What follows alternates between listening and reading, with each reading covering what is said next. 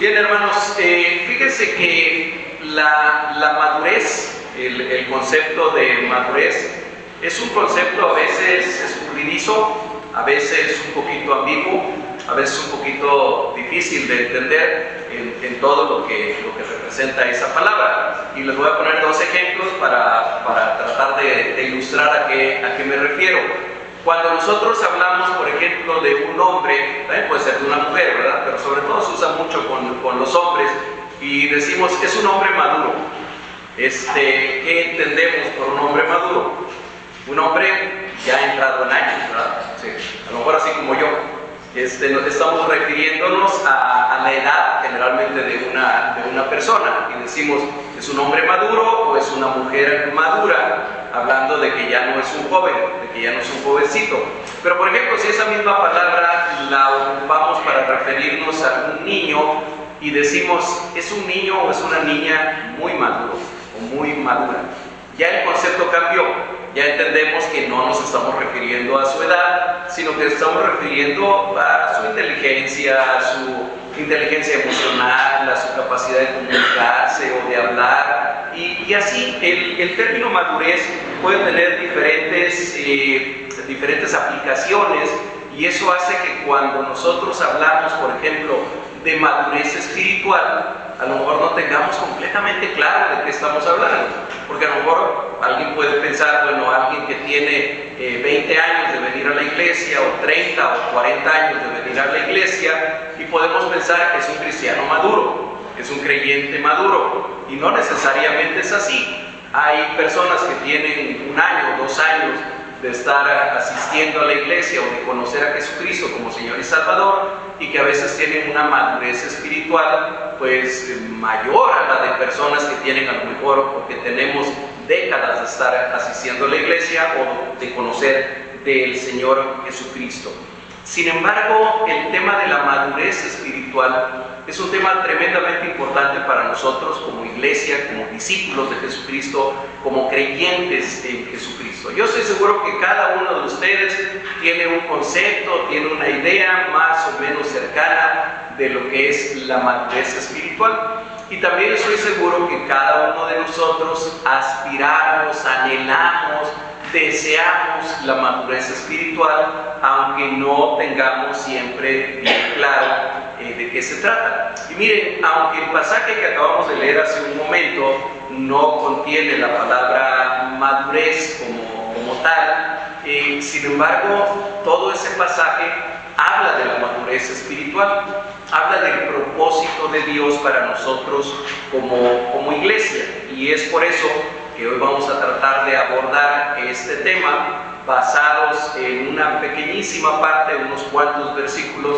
de una de las epístolas más hermosas que el apóstol Pablo escribió, y hermosas por el contenido que tiene. Es más, algunos autores, algunos eruditos dicen es que no parece tanto una carta, parece más bien un sermón, parece más una literatura didáctica, una enseñanza, más que la estructura de carta. Algunos dicen eso, aunque creo que sí podemos encontrar la estructura de carta en esta epístola, pues valga la redundancia.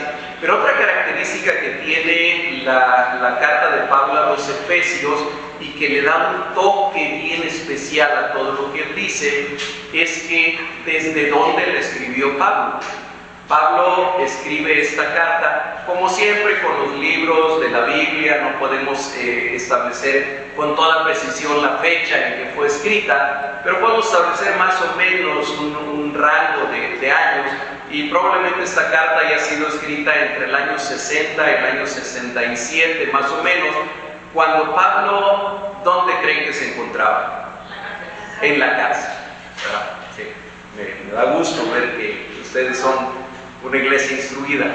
Entonces, él estaba en la cárcel. Esta es una de las cartas de Pablo que es conocida como cartas de la prisión, porque él escribe desde Roma. Acuérdense que Pablo tuvo 2 periodos de encarcelamiento en Roma. Probablemente la carta a los Efesios haya sido durante su primer encarcelamiento, que nosotros ahora en tiempos modernos a lo mejor le diríamos arresto domiciliario.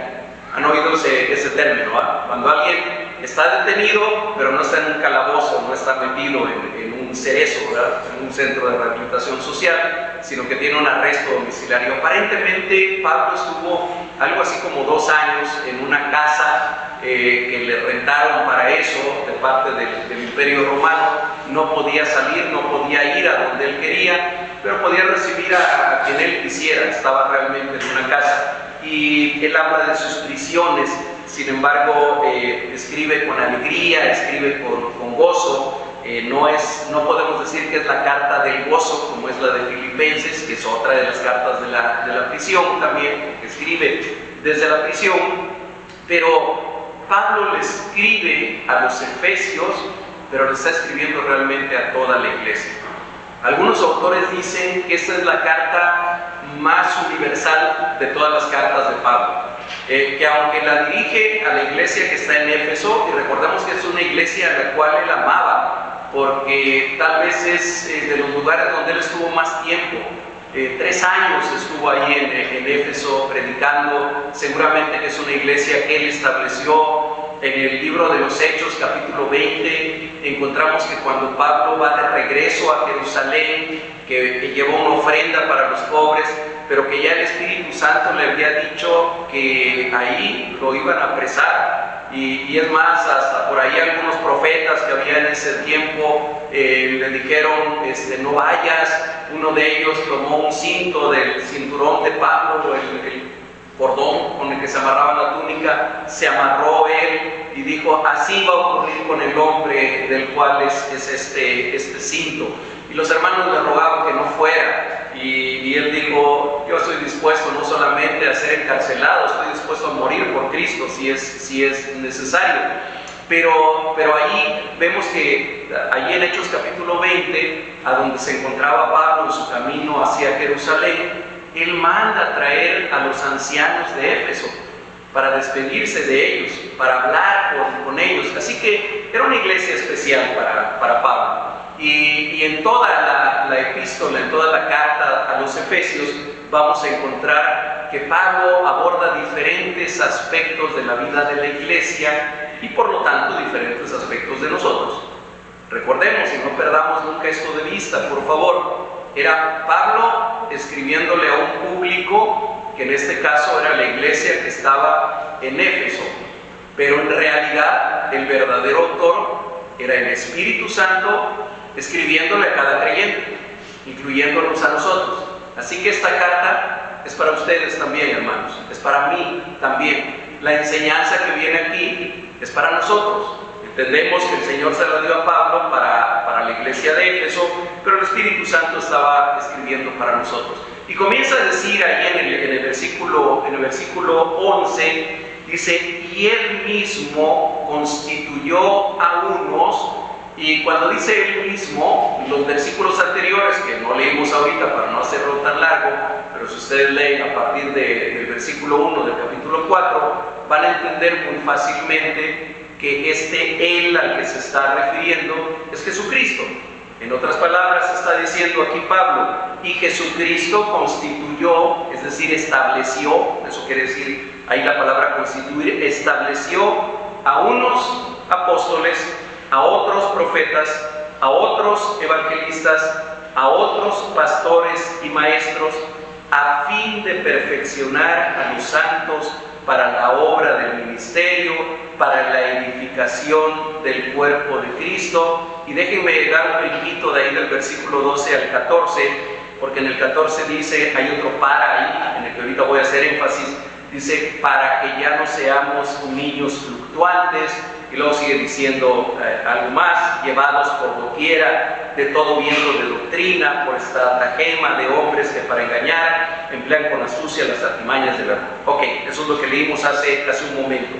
Hermanos, es Jesús, es Dios, no el hombre, el que establece a los líderes en la iglesia. Es Dios el que establece a los líderes en la iglesia. Lo hace por medios humanos, obviamente, no es que nos mande un recado específico, ¿verdad?, para decir que pongan a tal persona al frente de la iglesia, pero es Dios quien lo hace. Y aquí podemos ver un ejemplo de esto. ¿Quién estableció a unos apóstoles, otros profetas, etcétera? Fue Jesús. Fue Dios por medio del Señor Jesucristo. Aquí se mencionan 5 oficios diferentes: apóstoles, profetas, evangelistas, pastores y maestros, aunque estos 2 últimos algunos los juntan y dicen que es un solo oficio. No vamos a entrar en ese detalle ahorita. Pero el propósito de Jesús para estos líderes no está centrado en ellos, sino en los santos a quienes ellos deben servir. Mire, quiero hacer énfasis otra vez en esto y repetirlo. El mensaje que aquí se está dando cuando Jesús establece a estos líderes de la iglesia, el mensaje no es tanto para esos líderes, sino es para los santos, es decir, para los miembros de la iglesia a los que ellos van a servir. El propósito de Jesús se nos revela con la frase "a fin de", dice en el versículo 2, "a fin de", y después de esto vienen 3 propósitos que los podemos reconocer por la palabra "para". La palabra "para", esa palabra que aquí nos sirve de palabra bisagra, de unión entre 2 partes, nos permite ver aquí 3 propósitos que el Señor tiene para haber establecido a los líderes en su iglesia. El primero es para la obra del ministerio, es para perfeccionar a los santos en la obra del ministerio, es decir, para trabajar en servir. Eso quiere decir la palabra ministerio. El segundo propósito que nos menciona es para la edificación del cuerpo de Cristo, es decir, para construir hacia arriba, para ir construyendo el cuerpo de Cristo, para ir construyendo la iglesia de Cristo. Yo estoy seguro que todos ustedes tienen bastante claro, y no es necesario que yo lo diga, pero lo voy a decir, pero ustedes lo tienen muy claro, que la iglesia no es el edificio, ¿verdad? Que la iglesia somos las personas que nos reunimos en el nombre de Jesucristo. Si nos reunimos en el Parque Juárez, allí estará la iglesia de Jesucristo en ese momento. Si nos reunimos en la playa, ahí estará la iglesia de Jesucristo en este momento. Este es un salón, es un edificio, casi el templo, podríamos decirlo, porque ¿cuál es el templo de Dios actualmente? Nosotros, ¿verdad? ¿Sí? Es decir, la iglesia es el templo del Espíritu, es el templo de Dios. Y entonces cuando aquí habla de para edificación del cuerpo de Cristo, está hablando de la construcción de la iglesia. Hermanos, algo que nosotros hemos tratado de hacer aquí en este lugar es construir una iglesia. Y no me estoy refiriendo tampoco a la construcción en la que estamos. Yo le decía en alguna ocasión al hermano Alejandro, me acuerdo, cuando estábamos comenzando a construir aquí, le decía yo, construir el templo es lo más fácil, construir el edificio es lo más fácil. El reto verdaderamente y lo difícil es construir la iglesia de Jesucristo. Eso lo hace el Señor, lo hace el Espíritu Santo, pero al Espíritu Santo le ha placido, a Dios le ha placido usar a hombres comunes y corrientes, más corrientes que comunes algunos de nosotros, para edificar a su iglesia, para construir a su iglesia. Hombres pecadores totalmente, igual que todos los demás, pero a Dios le ha placido hacerlo de esa manera. Y el tercer para, y por eso me brinqué hace ratitos al versículo 14, dice el tercer propósito se expresa negativamente porque dice algo que no, dice, para que ya no seamos niños fluctuantes. Ese es el tercer propósito, ¿sí? Entonces quisiera muy rápidamente repasar los 3 propósitos para los que Dios ha establecido líderes en la iglesia y para los que somos llamados. Para perfeccionarnos, es decir, para equiparnos para el trabajo del ministerio, para la edificación, es decir, la construcción del cuerpo de Cristo, y para que ya no seamos niños fluctuantes. A ver, hermanos, un niño es fluctuante por naturaleza, ¿sí? Un niño cambia de opinión y cambia de sentir y cambia de emociones muy rápidamente porque es un niño y porque así deben de ser los niños. En un momento está llorando y al ratito se está riendo a carcajadas, ¿verdad? En un momento está tremendamente enojado y al rato está súper contento, ¿sí? Cuando nosotros le damos a un niño, sobre todo a un niño pequeño, a elegir, por ejemplo, díganle alguna vez a un niño pequeño, hablo cuando ya están en edad de que les podamos preguntar, ¿qué prefieres? ¿Un helado de chocolate o un helado de fresa? Asumiendo que le guste el helado de chocolate y el helado de fresa. Los niños a veces cambian de opinión 3 o 4 veces antes de decidirse. ¿El de chocolate? No, mejor el de fresa. No, sí, el de chocolate. No, ya, el de fresa. ¿Sí? ¿Con chile? Ok, a Josué seguramente le gusta con chile. Ok, pero eso es un niño es fluctuante, un niño cambia de opinión porque está inmaduro física y neurológicamente. Y nosotros tenemos que entender que así son los niños y tenemos que amarlos así y tenemos que trabajar con ellos así. Eso es normal en un niño. Sin embargo, cuando esto se presenta en los adultos, ya no es tan tierno.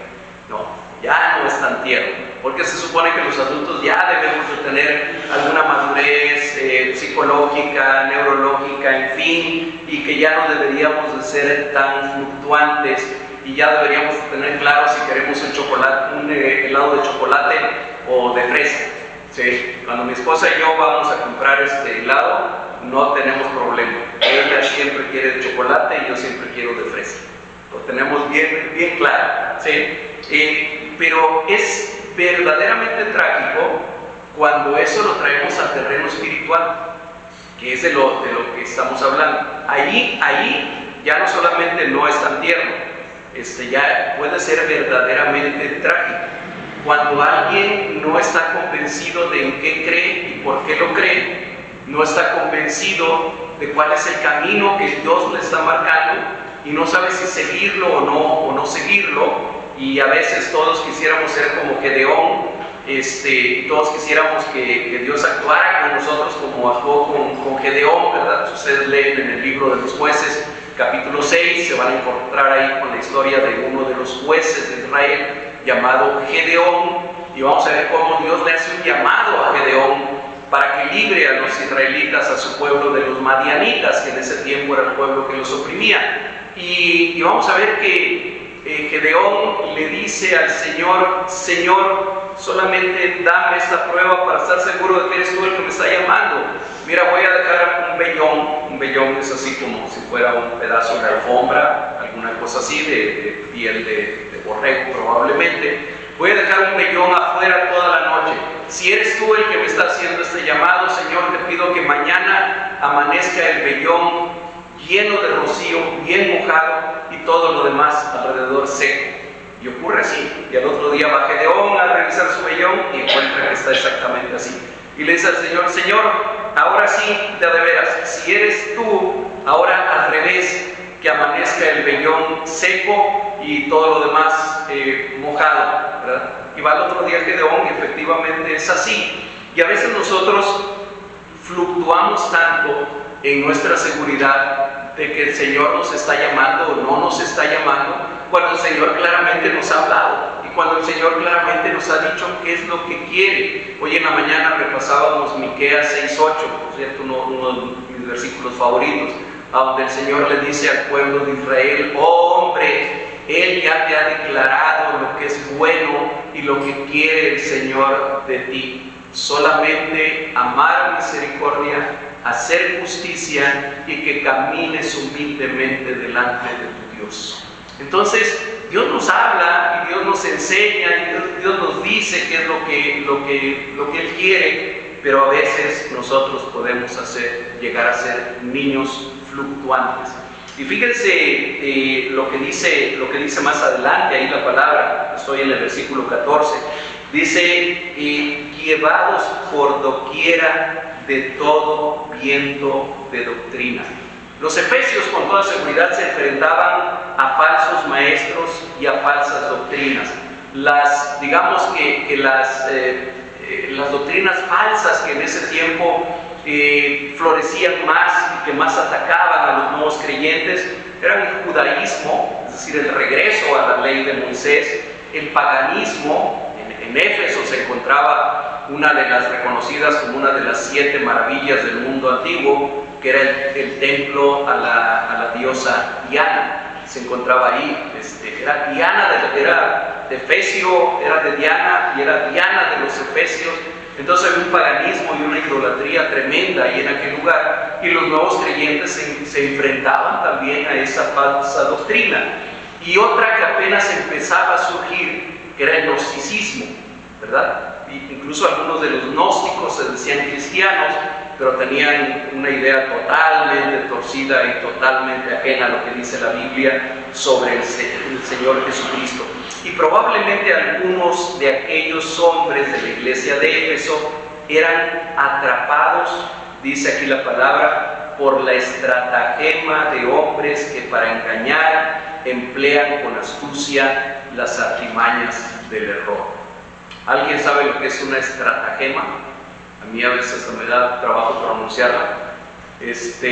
Una estratagema, bueno, como no es una palabra que usemos así todos los días, yo la busqué en el diccionario y dice el diccionario que se refiere a una acción astuta y engañosa que se utiliza para conseguir algo.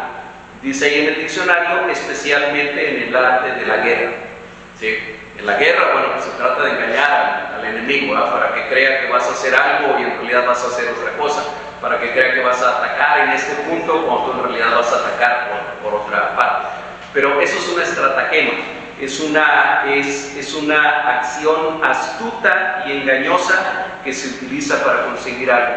Y hermanos, si los efesios enfrentaban este ataque del judaísmo, del paganismo, del gnosticismo, les estoy hablando de 3, nosotros actualmente en el siglo XXI podríamos hacer una lista de mucho más de 3 doctrinas, enseñanzas que a veces tienen apariencia de piedad, ¿sí? Pero que en realidad son torcidas completamente. Por alguna razón el Señor me ha llevado en esta semana, yo creo que porque estaba yo preparando este mensaje, a tener algunas pláticas con gente con algunas personas de mi familia, relacionado con algunas doctrinas, y no voy a mencionar ahorita más, porque a lo mejor alguno de ellos está viendo y no quiere para nada lastimar a nadie, pero algunas situaciones que verdaderamente son enseñanzas.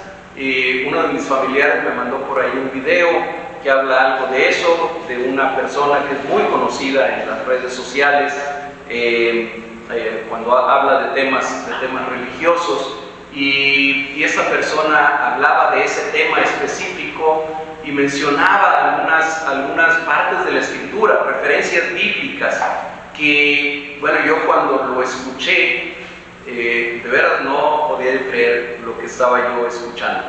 Porque es una persona religiosa quien estaba hablando, no es alguien que ignore las escrituras, pero la manera en la que tuerce las escrituras es pavoroso, es de veras impactante, y sobre todo cuando uno piensa que hay millones de personas que están escuchando eso y que dicen, sí, es que en la Biblia dice eso, cuando la Biblia no dice eso, ¿verdad? A lo mejor sí dice esas palabras, pero esas palabras sacadas de contexto, aplicadas de una manera totalmente torcida. Hermanos, en nuestro tiempo, en el siglo XXI, estamos llenos de eso, no solamente de parte de esta denominación de la que se trata, sino en muchos otros lugares, en nuestras iglesias, en iglesias cristianas evangélicas. A veces o no se predica el evangelio o se predica un evangelio distorsionado, un evangelio en el que las palabras son sacadas de su contexto y se toman para enseñar cualquier otra cosa.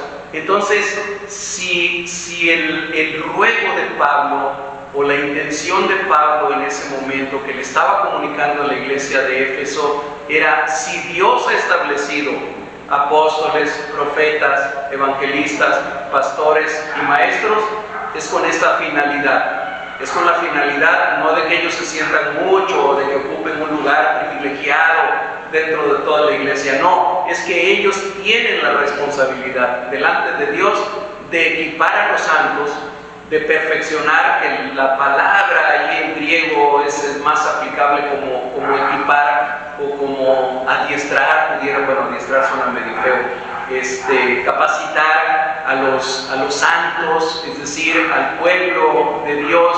Y entonces dice, ¿para qué? Para lo que ya mencioné, para la obra del ministerio, para la edificación del cuerpo de Cristo y para que ya no seamos niños fluctuantes llevados por doquier de cualquier viento de doctrina.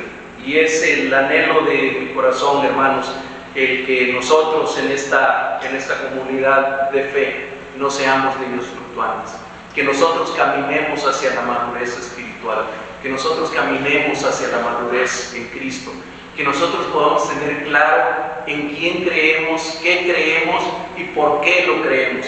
Que nosotros podamos tener claro, y miren, este sería el punto más básico, que este libro es la palabra de Dios, que la Biblia es la palabra de Dios y por lo tanto es la única. Yo quisiera subrayar la palabra única, ponerla en negritas y subrayarla con rojo, la única fuente de autoridad que tenemos en cuestiones de fe y en cuestiones de vida.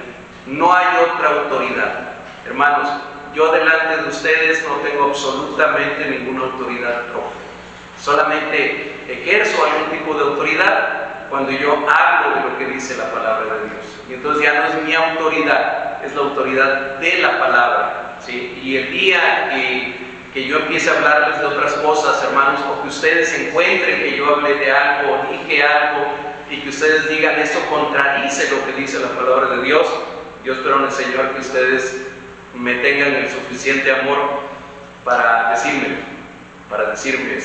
no, hermano, eso que dijo no es así.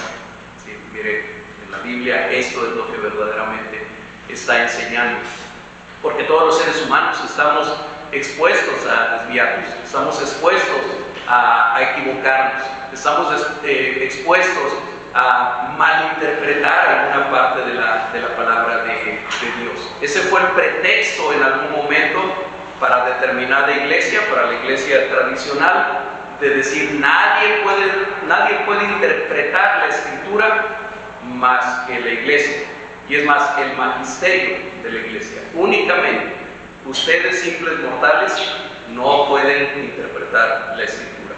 Para eso Dios puso a estos hombres santos y puros, para que ellos la interpreten y les digan a ustedes cuál es la interpretación correcta.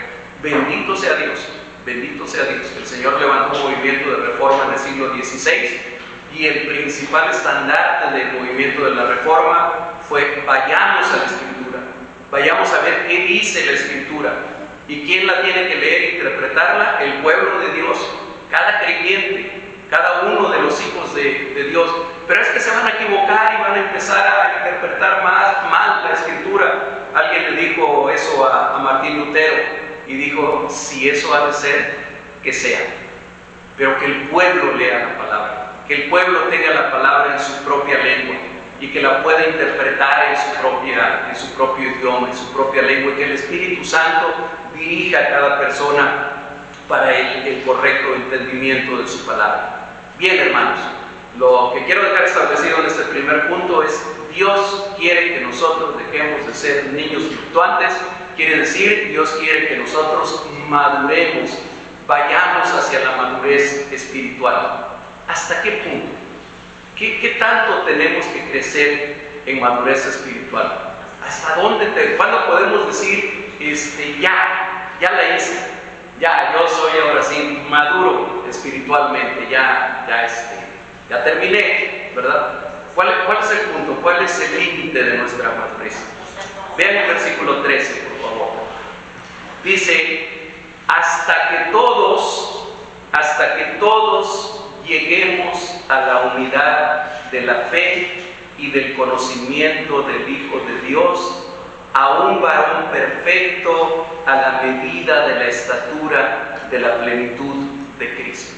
Ese es el límite del crecimiento, ese es el límite de la madurez espiritual. Hasta ahí tenemos que llegar. Ahora pregúntate a ti mismo, como yo me lo he preguntado, me lo sigo preguntando: ¿Qué tan lejos estoy de ese punto? ¿O qué tan lejos, muy lejos, muy lejos? ¿Qué tan lejos estamos todos? Porque miren qué hermoso. Leía yo hace no mucho tiempo en algún libro de eclesiología y decía el autor de ese libro, Efesios 4:13 debería de ser la meta de toda la iglesia. De toda iglesia. Si alguna iglesia se quiere poner una misión, un propósito, definir su propósito, dice, deberíamos de tomar simplemente Efesios 4:13. ¿Hasta cuándo tenemos que seguir trabajando? ¿Hasta cuándo tenemos que seguir edificando al cuerpo de Cristo, equipando al cuerpo de Cristo? ¿Hasta cuándo? Hasta que todos lleguemos a la unidad de la fe. Es decir, hasta que todos estemos creyendo lo mismo, entendiendo lo mismo, unánimes en la fe, que todos confiemos plenamente en Dios, creamos lo mismo y estemos sustentados en una misma doctrina, que es la doctrina que está en la Escritura, que es la sana doctrina, la doctrina que está en la Biblia. Ese sería el límite, pero no solamente eso, sino también hasta que todos lleguemos a la unidad del conocimiento del Hijo de Dios. Hermanos, ¿qué tanto conocemos al Hijo de Dios? ¿Qué tanto conocemos al Señor Jesucristo? Y aquí en este punto creo que no nos referimos tanto a nuestro conocimiento bíblico, teológico, o a nuestro conocimiento de los versículos y que no lo sepamos. ¿Qué tanto conocemos íntimamente, personalmente al Hijo de Dios? ¿Qué tanto podemos platicar con Él como platicamos con un amigo, como platicamos con un padre, como platicamos con alguien con el que sabemos que podemos hablar de lo que sea, del tema que sea? ¿Qué tanto conocemos al Hijo de Dios? Bueno, el propósito del Señor para su iglesia es que sigamos creciendo hasta que todos lleguemos a la unidad también en el conocimiento del Hijo de Dios. Y en tercer lugar, dice que hasta que todos lleguemos a un varón perfecto a la medida de la plenitud de Cristo. ¡Wow! Yo este versículo lo he leído muchas veces, no acabo de entenderlo bien todavía, no acabo de asimilarlo bien todavía, pero es claro lo que dice la palabra. Aquí la palabra me está diciendo, tu límite es Cristo. Tú tienes que llegar a ser igual a Cristo. Tienes que llegar a tener un carácter, tienes que llegar a tener un corazón, tienes que llegar a tener una forma de ser, tienes que llegar a tener un comportamiento como el de Cristo. Allí está tu modelo, ese es tu modelo, eso es a lo que tú tienes que aspirar, eso es a lo que tú tienes que caminar. Hermanos, eso es el propósito de Dios para nosotros, ese es el límite de nuestro crecimiento. El tercer y último punto que voy a tocar. Ok, todos queremos crecer, todos queremos llegar a la madurez espiritual, todos queremos llegar a la estatura de la plenitud de Cristo, a un varón perfecto, pero ¿cómo le hacemos? ¿Cuál es la fórmula para crecer? ¿Saben que también la palabra no los dice? También este mismo texto no los dice. Dice, sino que, déjenme ubicarme porque yo luego no me anoto el número de los versículos. Versículo 15 dice, sino que, y sino que, otra vez es una frase bisagra, nos acaba de hablar que no seamos como niños fluctuantes, llevados por todo viento de doctrina, por estratagema de hombres que utilizan con astucia las artimañas del error, y dice, en lugar de eso es la frase, sino que, siguiendo la verdad en amor, crezcamos en todo. Siguiendo la verdad en amor, crezcamos en todo. En lugar de ser niños fluctuantes, el propósito del Señor Jesucristo para nosotros, para su iglesia, es que crezcamos en todo. En fe, en madurez espiritual, en madurez como personas, en conocimiento, en santidad, en manifestar el fruto del Espíritu en nuestro carácter.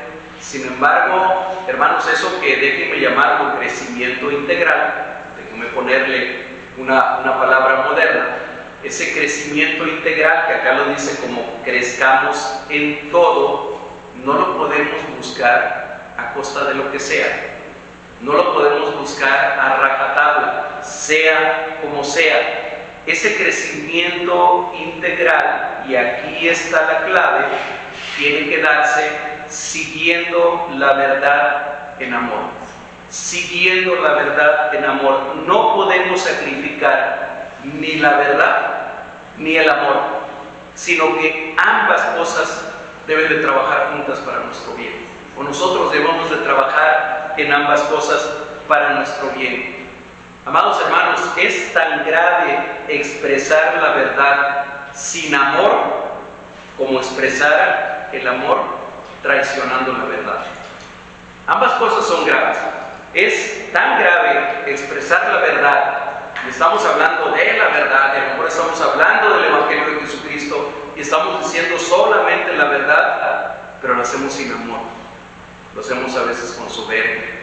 Lo hacemos a veces engreídos de lo que conocemos. Y estamos hablando la verdad, sí, estamos diciendo la verdad, pero lo estamos diciendo exentos de amor, sin el amor. Y eso es tan grave como también el otro extremo, que sería querer expresar el amor traicionando la verdad, ¿sí? Y en eso caemos con mucha frecuencia, cuando solamente queremos decirle a la gente: Dios te ama y tiene un plan maravilloso para tu vida. Y nada más, ¿verdad? ¿Sí? Y nos saltamos en decirles: eres un pecador que va camino al infierno. Eres un pecador que está condenado si no vienes a Cristo. Y nos saltamos decirle: necesitas reconocer tus pecados, necesitas venir delante de Dios en arrepentimiento para que a través de Jesucristo te perdone y te dé una nueva vida. Entonces, tenemos que hacer ambas cosas.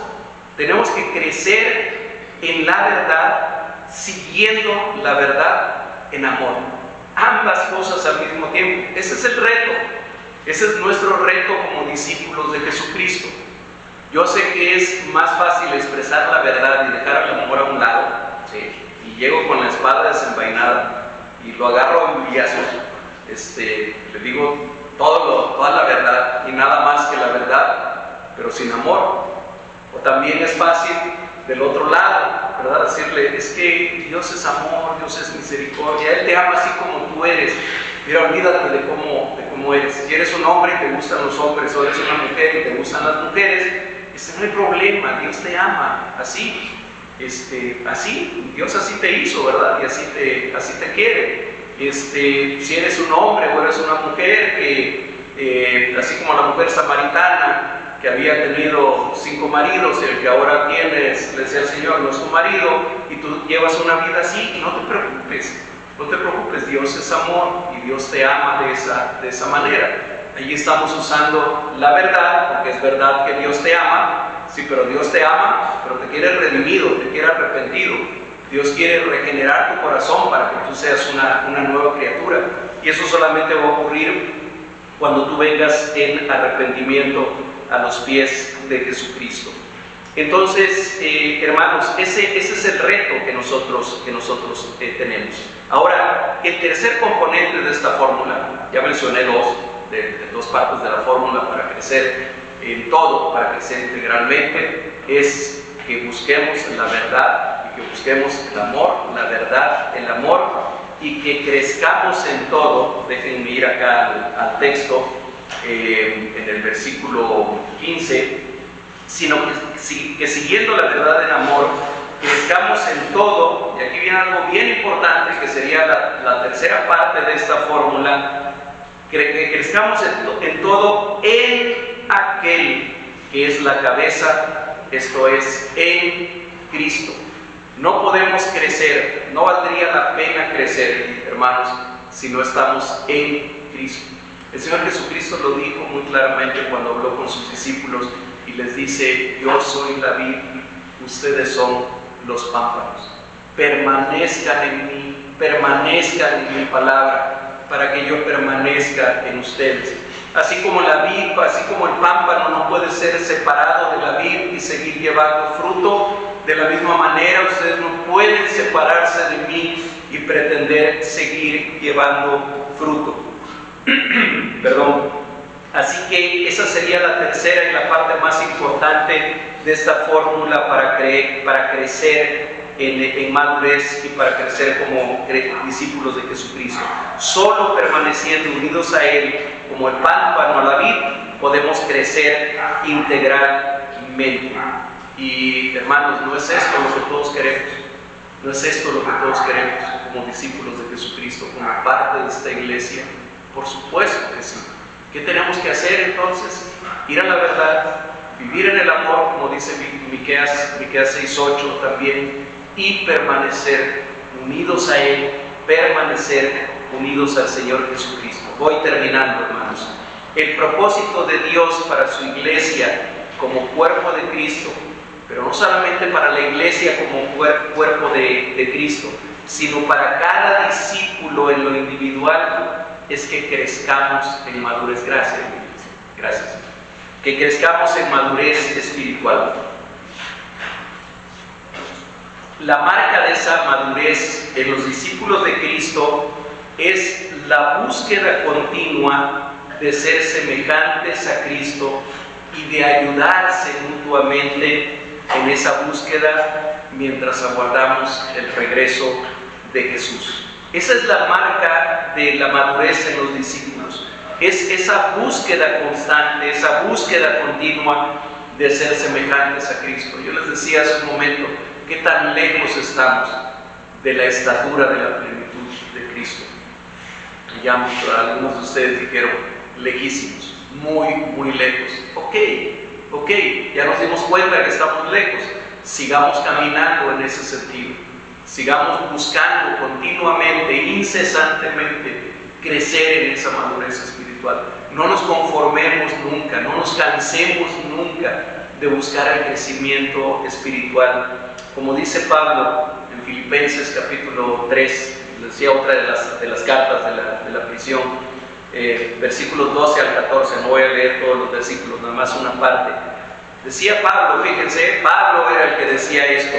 Dice, no que lo haya alcanzado ya, ni que ya sea perfecto. Y por supuesto que Pablo aquí no estaba hablando de su salvación, porque ese versículo a veces es tomado también equivocadamente para decir, ya ven que la salvación sí se pierde. Ni siquiera Pablo estaba seguro. No, si ustedes leen el contexto de Filipenses, Pablo no está hablando de su salvación. Está hablando de ese crecimiento espiritual, de esa madurez espiritual. Y él dice, no que ya lo haya alcanzado, ni que ya sea perfecto, sino que prosigo por ver si logro asir aquello para lo cual fui también asido por Cristo Jesús. Y más adelante dice, yo mismo, otra vez lo reafirma, yo mismo no pretendo haberlo ya alcanzado, pero una cosa hago, prosigo a la meta. Eso es lo que decía Pablo. Yo mismo reconozco no lo he alcanzado todavía. Dice, pero una cosa hago. Dice, dejando atrás lo que ya pasó, etcétera, etcétera. Pero él dice, prosigo a la meta. ¿Y qué es lo que tenemos que hacer nosotros, hermanos? Hacer lo mismo que Pablo hacía. Decir lo mismo que Pablo hacía. A lo mejor vernos al espejo espiritual y decirnos, no, sí estoy tremendamente enanito comparado con mi Señor Jesucristo. Estoy tremendamente lejos de la plenitud de Cristo, pero una cosa hago, prosigo a la meta, persisto en la meta, voy a seguir caminando hacia esa meta. Hermanos, nadie puede alcanzar esa madurez de forma aislada, y ese es otro punto importante también. Por eso Dios nos ha hecho parte del cuerpo de Cristo, para que los miembros se ayuden unos a otros a ser edificados en amor. Nosotros nos podríamos haber quedado hoy en nuestra casa y haber estudiado este mismo pasaje de la Biblia, y a lo mejor ustedes lo hubieran expuesto mucho mejor que yo y lo hubieran estudiado mucho mejor que yo. Pudimos haberlo hecho cada quien en su casa, sí, pero Dios quiere que lo hagamos juntos. Dios por eso nos formó como un cuerpo. Nosotros somos el cuerpo de Cristo, y es el cuerpo que se edifica unido por las coyunturas, dice por ahí en una parte que ya no abordé, pero de este mismo texto, unidos por el amor, edificados en amor. Hermanos, y ninguno de nosotros va a crecer solos. El vivir en Cristo no es vivir la vida del llanero solitario. que era el más solitario, bueno, y ni siquiera era tan solitario, ¿verdad? Tenía a su fiel compañero todo. Yo sé que algunos no saben de qué les estoy hablando, pero bueno, los que sean más o menos de mi generación, por ahí cerca, me estarán entendiendo, ¿sí? Así que el que tiene oídos, oiga. ¿Sí? No somos el llanero solitario, los cristianos, ¿verdad? No somos llamados para crecer en soledad como ermitaños, no somos llamados para estar cada quien allá por su lado. No, hermanos, solamente podemos crecer y podemos edificarnos como cuerpo de Cristo. ¿Por qué? Porque hay un montón de dones y de talentos que yo no tengo, pero que ustedes sí lo tienen. Hay un montón de dones y talentos que a lo mejor algunos de los que están aquí sentados a la izquierda no tienen, pero los que están sentados a la derecha sí los tienen, y viceversa, ¿verdad? Y entonces somos llamados para ser miembros los unos de los otros, para ser edificados los unos por los otros e ir creciendo hacia esa madurez espiritual que es el propósito de Dios. Así que, hermanos, en oración, examínate a ti mismo, pídele a Dios que examine tu corazón, pídele que te muestre aquellas partes de tu vida como discípulo de Jesucristo en las que necesitas ser perfeccionado, y ruégale a Él que te conceda el crecimiento en esa o en esas áreas. Tenemos que conocernos a nosotros mismos espiritualmente, tenemos que examinarnos constantemente a nosotros de diferentes maneras. A lo mejor para algunos la paciencia no es un problema, pero para otros es un tremendo problema. A lo mejor para algunos la oración no es un problema, pero para otros están luchando con la oración. A lo mejor para algunos entender algunos pasajes de la Biblia es pan comido, pero otros batallamos mucho para entender algunos pasajes de la Biblia. Examinémonos a cada uno, preguntémosle al Señor: Señor, examina mi vida, muéstrame cuáles son las áreas de mi vida en las que yo debo de crecer. A lo mejor tengo que crecer en obediencia, tengo que crecer en amor, tengo que crecer en tolerancia, tengo que crecer en paciencia, tengo que crecer en mansedumbre, tengo que crecer en dominio propio. No sé, va a ser diferente para cada uno de nosotros, pero pidámosle a Dios esto en oración. Y cuando notes inmadurez en tu hermano, en el que está a tu lado, por favor, no lo critiques, ni te alejes de él. Porque a veces nos alejamos de determinadas personas porque vemos ciertas cosas de inmadurez y decimos mejor de lejitos, no me acerque, o comenzamos a criticarlo, ¿verdad? Sí. Por favor, ni lo critiques, ni te alejes de él. Pídele al Señor que te use como un instrumento de su gracia para ayudar a tu hermano a avanzar hacia la madurez, siguiendo la verdad en amor. Que el Señor nos ayude para que tengamos este crecimiento. Oremos. Amado Dios, Padre eterno, te damos gracias con todo nuestro corazón por esta palabra tuya, por esta palabra que nos llena, que nos edifica, que nos fortalece, pero que nos reta también, Señor, que nos permite darnos cuenta cuán lejos estamos de la altura de la plenitud de Cristo, de la estatura de la plenitud de Cristo, cuán lejos estamos de ese varón perfecto que tú quieres que nosotros seamos. Señor, pero queremos decir igual como dice tu palabra, como dijo aquel hijo tuyo: no pretendo haberlo alcanzado ya, no que ya lo haya alcanzado, pero esto hago, dejo atrás lo que ya pasó y prosigo a la meta, al supremo llamamiento que tú nos has hecho en Cristo Jesús. Ayúdanos, Señor, para que nunca estemos satisfechos con el crecimiento que tú nos has concedido, que nunca estemos satisfechos, Señor, con el grado en el que hemos llegado a conocer, que anhelemos seguir creciendo y que, Señor, en ese proceso de crecimiento que tú vas dando, Señor, busquemos a nuestro hermano, volteemos hacia nuestro hermano, y que cuando veamos en ellos a lo mejor retos que nosotros ya hemos superado, que tú nos has ayudado a superar, Señor, que volteemos hacia nuestro hermano, que extendamos nuestra mano y que podamos también juntos ir avanzando y creciendo en la verdad, en amor. Ayúdanos como iglesia y ayúdanos también como discípulos tuyos Te lo pedimos, te lo suplicamos, en el precioso nombre de Jesucristo, nuestro Señor y Salvador. Amén. Amén.